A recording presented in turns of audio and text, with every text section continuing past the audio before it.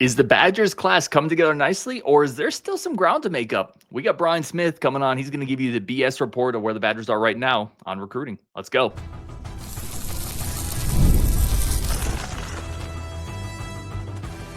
You are Locked On Badgers, your daily podcast on the Wisconsin Badgers.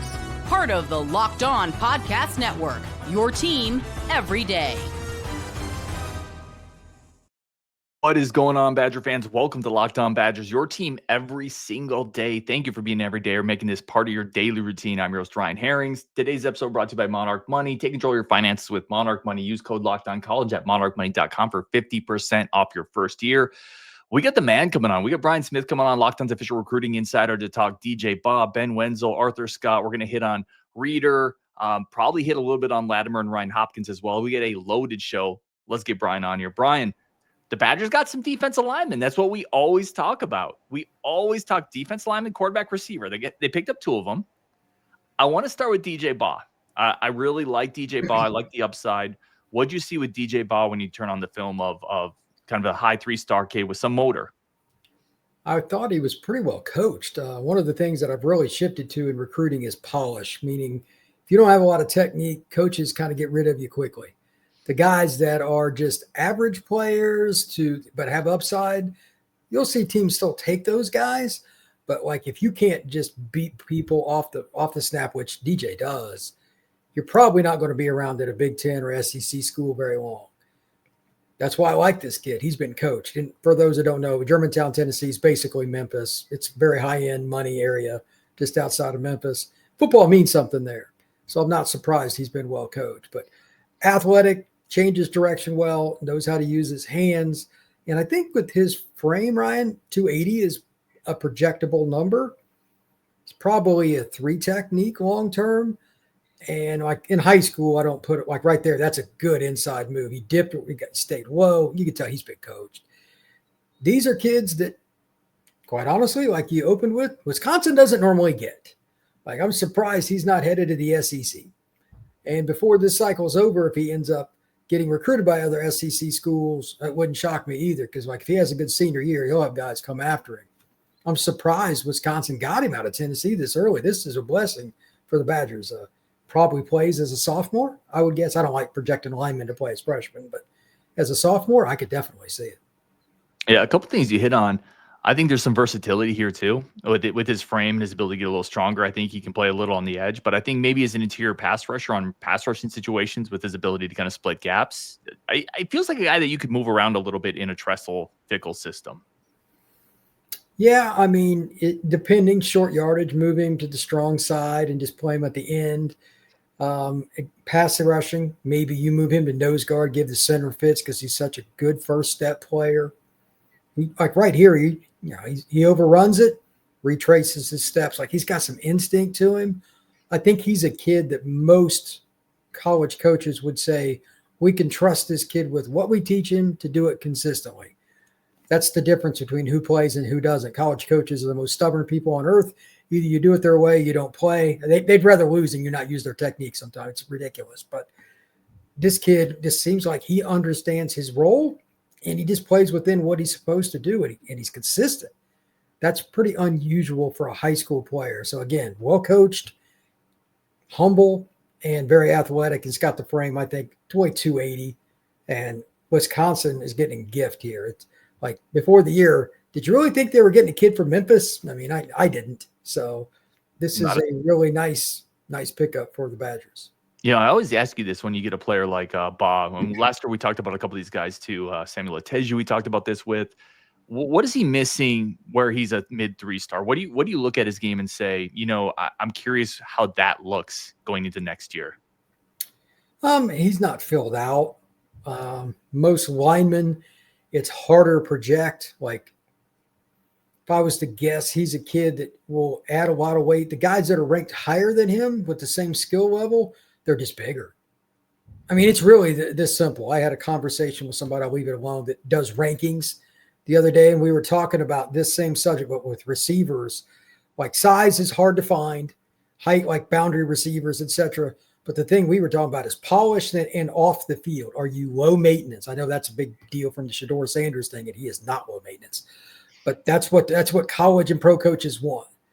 Is he coachable? Does he have the right measurables, traits? Yes, all those things that you hear constantly. That's all coaches look at. Every coach thinks that they're the guy that's going to change the player. It's just the same over and over again. But he's at 250, so you got to wait a little longer. So after a redshirt year, and Wisconsin's strength program is fine. He'll be just fine in it. This is a kid that could start as a redshirt freshman or at least play. Wisconsin doesn't get enough of those kids. Now, he's not a five-star kid because, again, size isn't there yet, and he still has plays where he's a magnet and he just runs right at the guy's chest. That has to go away completely. That's a never happen scenario. That's how you stand next to the coach on sideline. Running into 310-pound offensive guards in the Big Ten does not work. But when he makes a definitive move, when he has a plan, whether it's slanting inside, dipping his shoulder, doing a one-arm swing move, whatever, at least he has something. He doesn't have a complete repertoire, but it's good enough to be a starting point. And that's where college coaches make money. If he takes to his craft and he listens, this is a guy that can play multiple years for Wisconsin as a key frontline guy.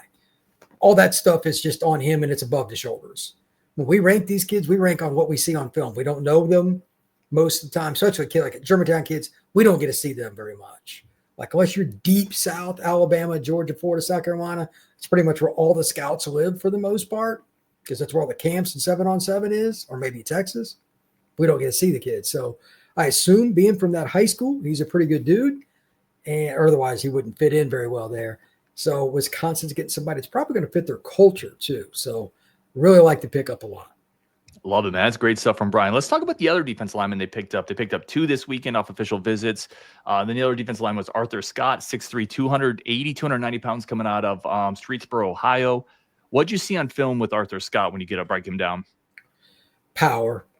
He's not the twitchiest or most athletic guy. He is a broad-based, big hip, going to run you over guy. He will eventually be a one tech, in my opinion.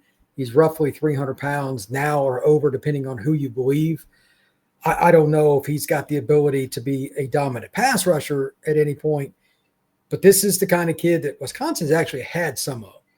They redshirt him. They go through the program. Junior, they play some. Senior, they're pretty good. Fifth-year senior, they're starting. That's what I see for this kid. I mean, he's from Ohio, and Ohio State didn't go after him, if I remember correctly. Correct. He's not a twitchy kid. But that doesn't mean, again, that he can't play. It's just going to take him longer to develop. This is kind of what Bielema did at Wisconsin, but he did this every single year, and they played nothing but junior seniors and fifth-year seniors. If you do it every year, you're okay. Wisconsin's just had too many holes in their D-line recruiting for this to be the only way you do it. So getting kids like DJ next to him, this works. But he's somebody that you do not want running into your right there at that play. He just ran over the guy. And he just blew it up, just raw power. So they got to get him more flexible and more explosive. And again, that's what Wisconsin strength program is for. But I don't think there's anything wrong with taking him. It's just going to take a couple of years for him to get in the kind of shape that he needs to be a consistent contributor at the Big Ten level. Well, and at some level, and I mentioned this on a show the other day, you have to just get numbers in that room too, because it's hard to project defensive line, offensive line, quarterback, a few spots. You just need numbers. You need some big guys in that room. And if he becomes a rotational guy, that's a win. That is absolutely correct. I remember the Tom Osborne days in the mid-'90s when they just destroyed everybody. I remember asking my buddy who lived out there, I said, who's going to be the nose guard this year? And he said some kid's name, got like some Polish name or something. I'm like, who is this kid? He goes, dude, he's a kid that's played a little bit, but he waited his turn. He's finally going to start as a fifth-year senior. And he was like 6'4", 310. He said he's just going to command a double team. That's exactly what this kid is. And I'm not saying this kid, like this guy I'm talking about was like from Nebraska. The only goal he ever had in his life was play at Nebraska, all that. Yeah. But this, from a frame standpoint, everything else, that's what this guy is.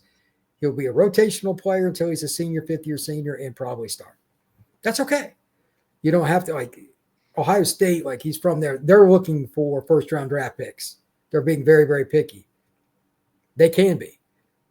Wisconsin is going to have to develop more, and this is the kind of guy where you start your base. Getting these guys here recently, this is a very good start for them. They need to get a couple more guys on the edge, et cetera. But getting 2 interior D linemen that can definitely play at the Big Ten level, that's a win for the Badgers. Love it. Yeah, great stuff as always from Brian. We're going to come back with 2 linebackers that I really like. I think Brian does too. We're going to talk about those two next, coming up on Locked On Badgers. But first, a quick second for our friends of the show. And a quick second, as always, to say thank you for tuning into Locked On Badgers. Today's episode brought to you by our incredible friends over at Monarch Money. Monarch Money is absolutely phenomenal if you're trying to track where your money goes. Like, Monarch Money easily breaks down every bit of kind of reckless spending that I have, which I have a lot of it. You know, I go out to eat way too much. I buy too much beer. I buy sports cards, and Monarch Money lets me know where all my money goes. You can plan budgets, goals. We use this. We have Monarch Money. My wife and I use this. We plan out budgets, goals. It breaks it all down visually. It brings all your accounts into one spot. So it makes it super easy. You're no longer logging into like 17 different tabs to track everything. It tracks your investments too, mortgages, car payments, all of it. It's all there to give you a total net worth. Monarch Money is incredible. Right now, take control of your finances with Monarch Money. Use code LOCKEDONCollege at monarchmoney.com for 50% off your first year. That's monarchmoney.com. Code LOCKEDONCollege for half off your first year. You will not regret it. Okay, let's get back into this, Brian. And Brian, before we even get into those linebackers, really quickly, I mentioned this on a previous show. I don't know if everyone tracks what you're doing now with the portal. What is the portal, and where can people find what you got going on? Sure. The Portal Podcast, we cover recruiting, NIL, and the transfer portal. Obviously, it's a daily show. I do a lot of rankings, getting ready to put together a list. I'm going to do a podcast on the top head coaches as recruiters, talking about position rankings, talk about who committed. Are they just doing what I'm doing right here for Wisconsin, from schools that are UCLA to Miami. I do shows with other podcast hosts inside the network, outside the network. I have guys come on that are scouts. I have John Garcia from Rivals come on. It is oftentimes 2 and 3 shows in a day. So the Portal Podcast is everything college football roster management. That's the easiest way to put it. Portal, NIL, and of course, high school recruiting. And obviously the next 30 to 40 days will be bananas. There'll be just Power 4, I would say 550 to 600 commitments over the next 2 months. So, I mean, I'm obviously not going to be able to keep up, but that's okay. We'll see what the number is. Maybe it's a little, maybe it's 400, but it's going to be insane. The Badgers are going to be in that. Plus, who are your rivals getting, that kind of stuff. So it's a lot of fun, and I'm glad to do it because I got carte blanche. I get to pick from 70 schools every day who I want to talk about. That's phenomenal. Go check out what Brian's doing there. It's great stuff for all the recruitniks that follow this show. Let's talk about the guy who might be my favorite recruit that committed in this last weekend, the linebacker from in-state. I want to hit you up with Ben Wenzel. What'd you like about his film when you're able to turn on Wenzel? A couple of things. Similar to DJ, he's very well coached. He plays at North High School in Appleton. I don't know who his linebacker coach was. I don't know if his dad played linebacker or something, but like, it's obvious that he understands the position. He keeps his shoulder pads square to the line, even in heavy traffic, which is hard because there's always that need to like, oh, I'm just going to slip past this guy. Then running back cuts back and you're done. He does a great job with that. He stays low. He's got a pretty good hit radius. Like when he gets into a certain area, he's going to at least get you to a certain degree. He's not like the biggest guy or the super longest guy, but he's just always around the ball. I wonder which spot he will play. I don't know what Wisconsin's going to do. Their scheme is so multiple. I don't know exactly how they will use him, but I'd imagine that they'll start him out on the edge, like in that overhang position a little bit. If he's under 215, if he's over, they'll go ahead and move him to Will, which is where I think he'll play long-term. But I think he could play outside a little bit because he's so versatile. Teams that are a little more run heavy like Iowa or Minnesota, he could play out there in situations and he'd be just fine.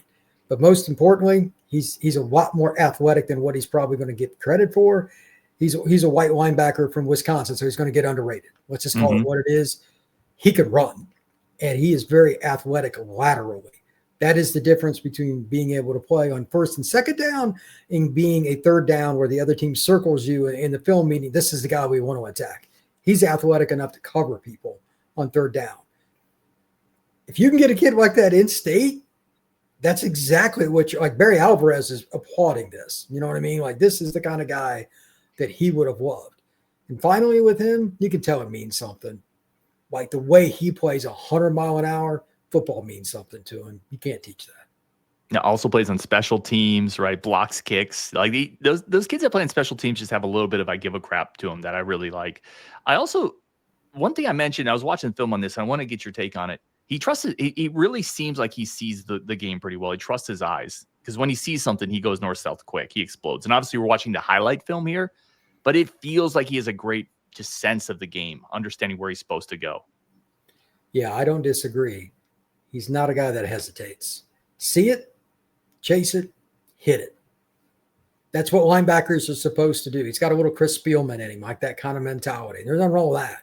I'm not saying he's got the same pop that Chris did. That guy was an animal, but still, I like the way that he runs to the football, squares them up, breaks down, and explodes into the ball carrier through their chest.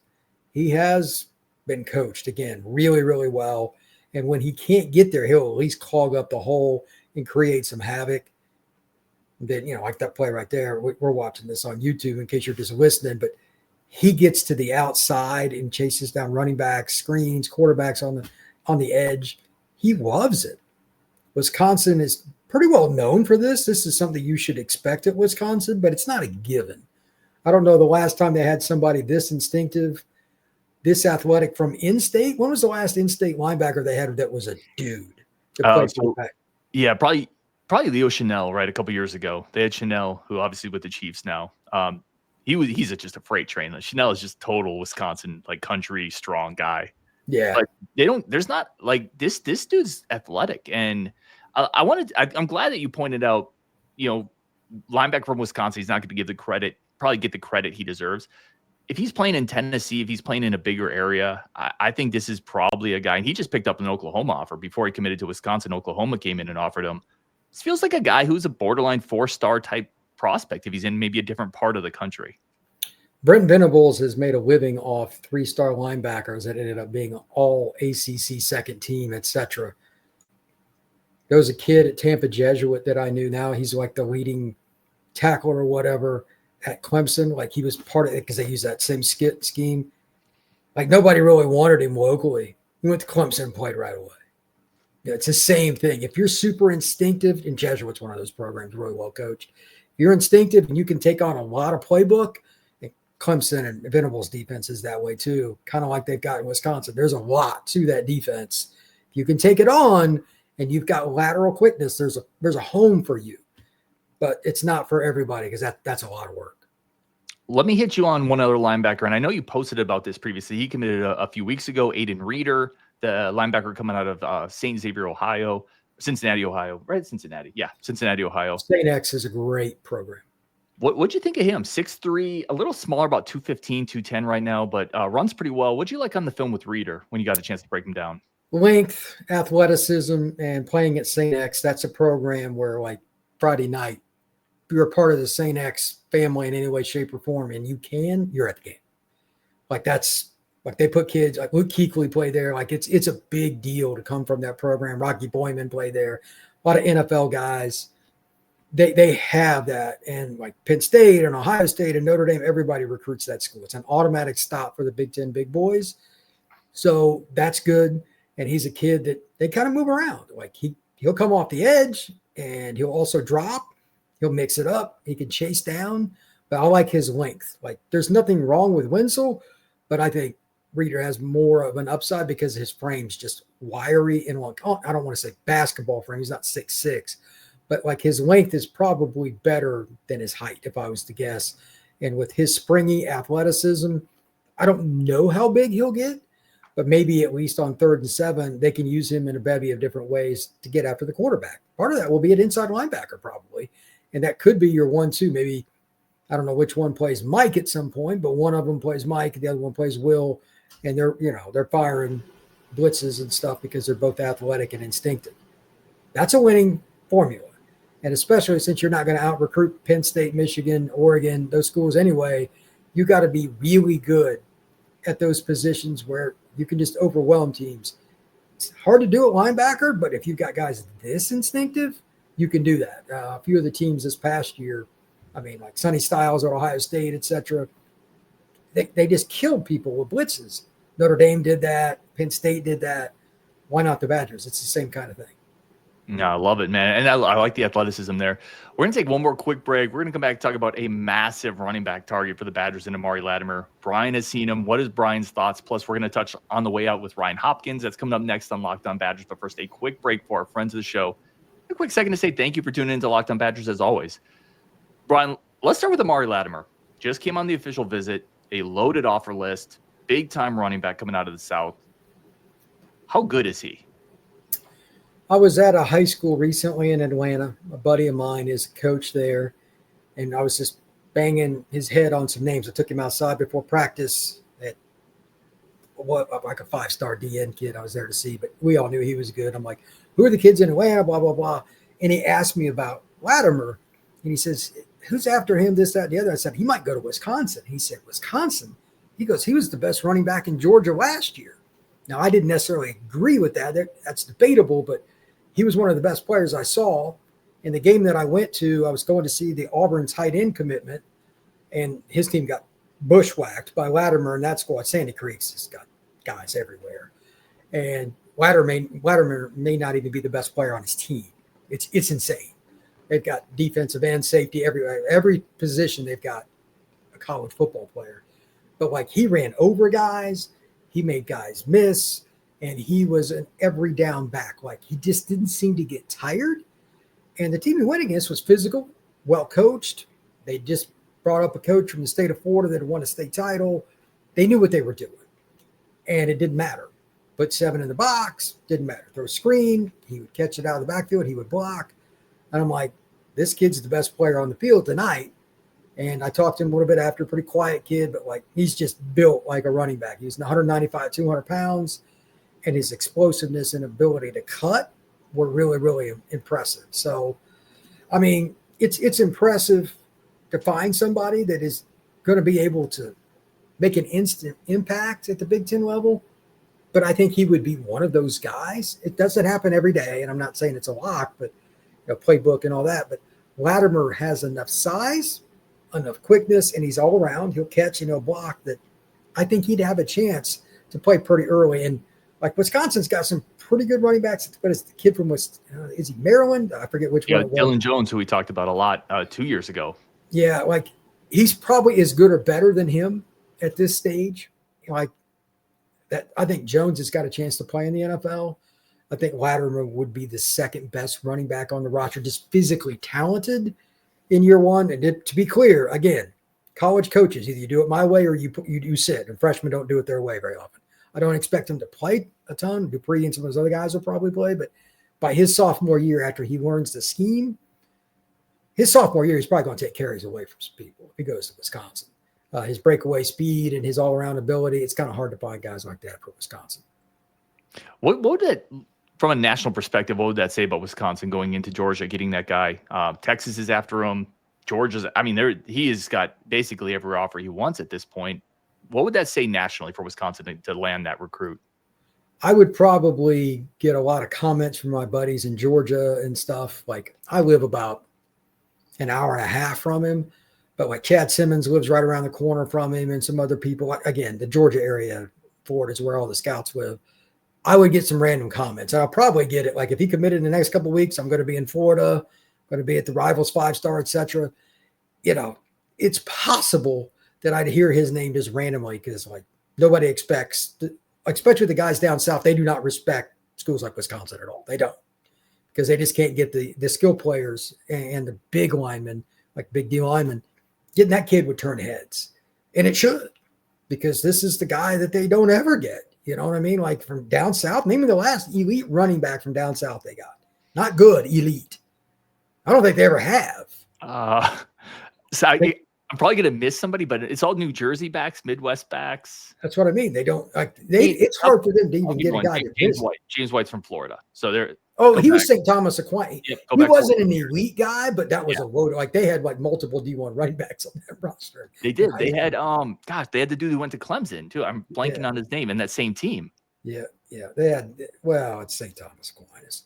I go to a St. Thomas Aquinas practice and I'm standing there with the head coach. I'm making fun of him. I'm like, you only got 15 Power 4 kids this year, coach. You're going to struggle.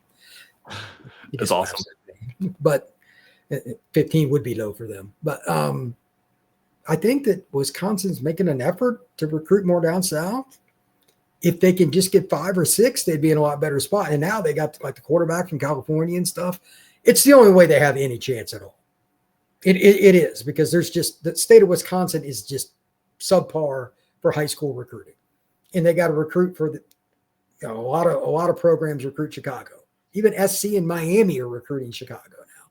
That is not good for the Badgers. You still have Michigan, Notre Dame, Ohio State. They're going to kill it there too. So, and Illinois is up. So, like, this is a very tough time. If you do not win battles for guys like Amari Latimer, you have zero shot of making any kind of run to get to even 9 wins, let alone a playoff run. Let me ask you this, finish on this one. Again, I could talk to you for hours, but I know you got a bunch of stuff going on. You mentioned Ryan Hopkins a little bit, quarterback going over to Mater Dei. The Badgers have him locked in the class. He's 6'3". He's probably a 4.55 guy. He's got a good arm. What happens to his recruitment if he has a great year at Mater Dei? Is that a good thing for the Badgers? Or it's an interesting, you hear what I'm saying? Look, there's always the danger of losing a recruit like that to another school. At the end of the day, there is one process that matters, and it's the one that makes most fans pretty nervous. Either you beat the elite programs for elite recruits or you get run over by them on game day. There is just no exception to that. And that's why Wisconsin has sucked lately by their standards. Their recruiting fell off. Like O-line, I was looking at some O-line the other day. They had a back-to-back 2-year stretch.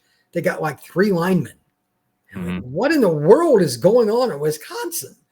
And now they're not as good at running the football. What a shock. You know what I mean? Like, it's just, you have to be consistent at the positions that you're good at, and you got to find a way to steal kids like DJ, Ryan Hopkins. I mean, Amari Latimer, from a talent perspective, forget ready to play. If he signs with the Badgers, it's possible he's the most gifted guy on the roster the day he walks on campus. You got to get some of those kids, or you're never going to beat Ohio State, Oregon, and you're not.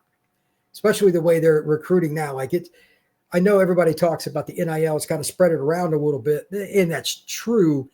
But there's a handful of schools it's just way different.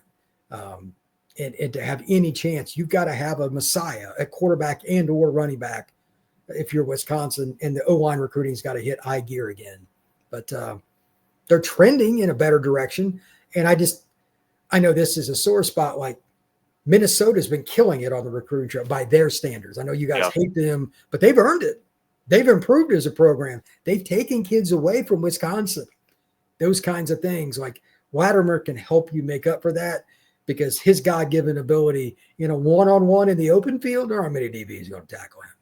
He's going to run somebody over, or he's going to hurdle him or something like that. I mean, I'm not saying he's Jeremiah Love, but he's like that next level down. I don't know if anybody's with that out of high school. But he is just electric. That kind of guy, Ryan Hopkins like, you get Latimer on the field, then you bring in Hopkins, like being able to throw play action. You got Carter Smith last year. You got all these explosive athletes. It changes things because, like, you and I never talk positively about quarterback play. Yeah. We shouldn't. They are awful. They make my eyes bleed trying to watch them throw passes because they go backwards. You didn't love the Braden Locke experience last year? That wasn't a fun thing for you as a football fan? I enjoyed throwing things at the television. I mean, I got target practice in. It was just brutal. But at the same time, that's just where they were. Like, he wouldn't be third team at some major programs. And he was starting. So they're getting better. And, like, Carter Smith's a dude. I think Hopkins, as you noted, is he going to probably have some other schools come after him? Yeah, he might. But you know what? That's just the way it is, man. You're not going to beat those schools unless you get them out of high school anyway. And everybody's got to go through that. So Arizona State won a few of those battles too, and they made it to the playoff. Why not Wisconsin? Great stuff as always, man. Brian, thank you for jumping on. Go check out Brian's great work over at the portal. Go find him on everything he's doing, especially because there's going to be more Badger coverage on there anyways. Some of these guys commit, and hopefully Latimer would be a good one we could talk about on the portal if it happens. Go check him out. Appreciate everybody for tuning in. Bunch of content coming up this week on Wisconsin, and we will definitely talk to you later.